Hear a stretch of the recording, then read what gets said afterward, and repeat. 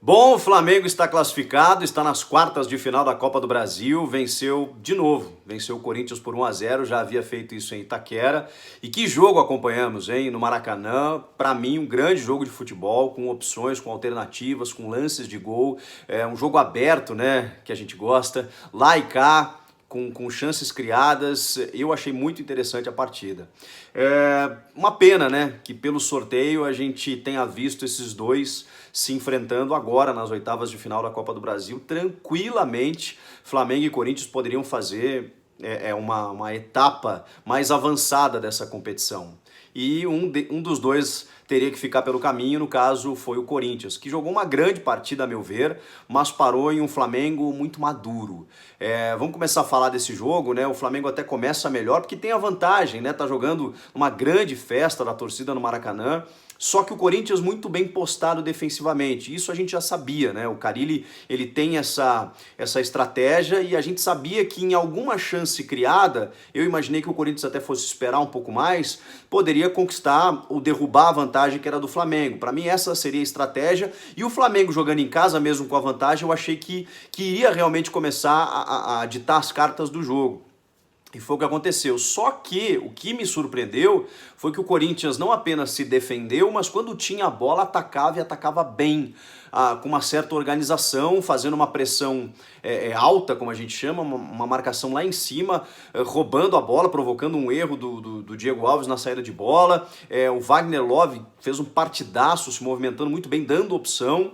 O Jadson e o Sornosa ali, e o Ralf, para mim, foi destaque absoluto do Corinthians também. Ou seja, o Corinthians criou chance, tanto que quase abriu o placar naquela bola do Ralf, que a bola bate no travessão.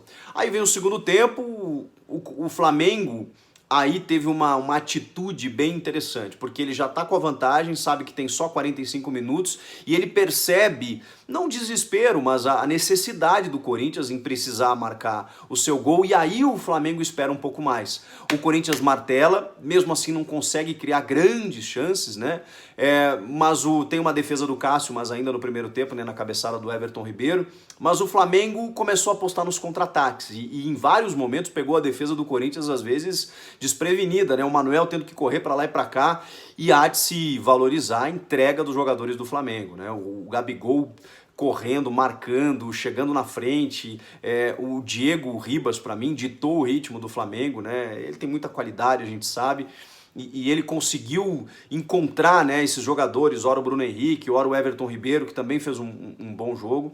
E aí o Flamengo começou a crescer dentro da sua vantagem, porque aí o relógio estava contra o Corinthians, que precisava urgentemente de um gol para levar para os pênaltis, e o Flamengo martelando, até que faz um primeiro gol, numa falta realmente que aconteceu do Rodrigo Caio, e aí na sequência, numa falta boba até, né, o Everton Ribeiro cruza e o Rodrigo Caio faz o gol. Eu não entendi a sinalização do Bandeira naquele momento, porque é nítido, pelo menos olhando, né, lateralmente, que é a visão que ele deveria ter, que o Rodrigo Caio vem de trás. Talvez a dúvida dele fosse realmente o Gabigol, que, né, na interpretação que ele teria interferido no lance, mas de qualquer forma ele também estava legal, mas aí é um lance bem mais difícil, né? Só que o VAR tá aí para isso.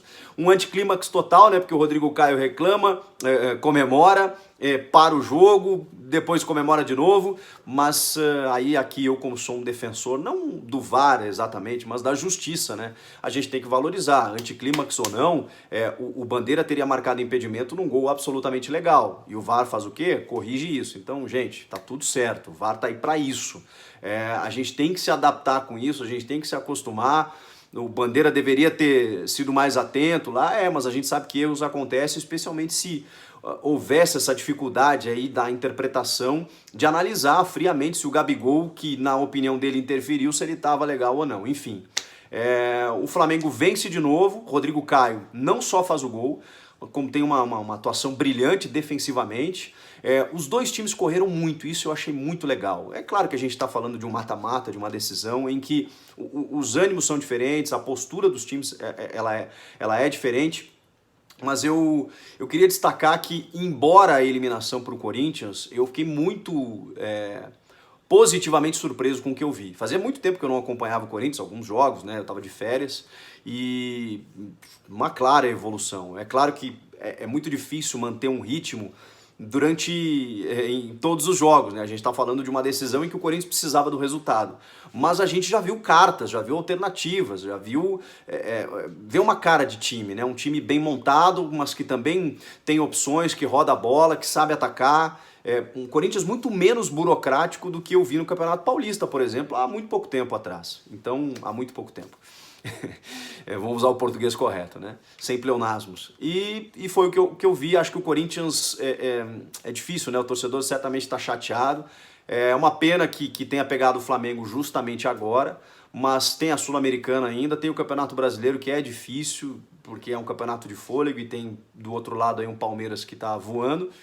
Vai ser difícil buscar, mas mostrou muito mais do que eu estava vendo desse Corinthians. Acho que esse é o fator positivo que tem que se levar, não apenas pela entrega, mas também pela parte técnica e tática do que eu vi do Corinthians nessa noite. E o Flamengo mostrou maturidade quando precisou. Mata-mata é isso. Não é você jogar melhor, e em vários momentos o Corinthians foi superior no jogo, mas o Flamengo tinha uma vantagem, jogava em casa e foi maduro para achar o gol na hora certa e conseguir mais uma vitória, conseguir a sua vantagem. E é um time que a gente já sabia que incomodaria durante o ano, né? A saída do Abel não tem nada a ver, tem alguma coisa a ver com algumas escolhas e tal, mas tem uma pressão às vezes até desmedida pelo que o Flamengo poderia oferecer, vinha conquistando, enfim, isso é um outro contexto, mas é um time que tem um elenco fantástico, do meio para frente especialmente, tem jogadores de muita qualidade, e a gente sabia que o Flamengo ia brigar por títulos, né?